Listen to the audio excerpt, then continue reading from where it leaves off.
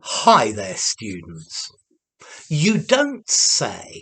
Okay, this is an exclamation of surprise, or you can also use it for irony. Um, you've passed the interview. You don't say. It's just saying, "Wow, I'm surprised. I'm amazed. That's really good. That's fantastic."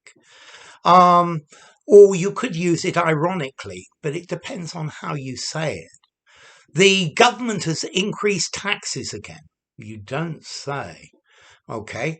So I'm using it ironically to say, to pretend to be surprised. But most normally we use this you don't say um, after as a reply to when somebody says something to us which we find surprising or interesting.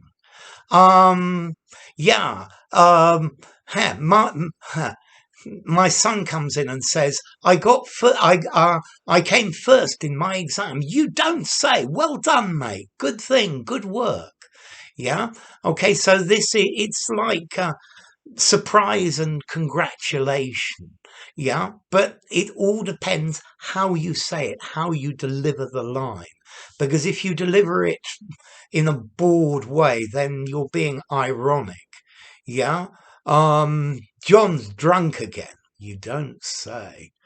This is saying John is always drunk. So notice what's important in this is how the line is delivered.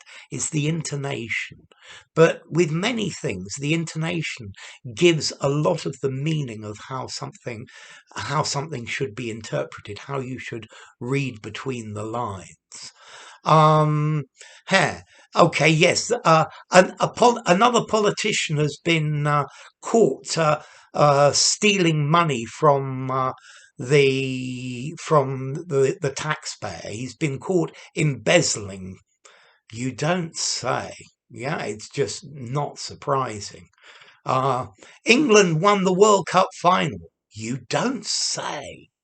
Well, probably everybody would know it, but this is where you don't know this piece of information, and you understand, and you suddenly are given the news.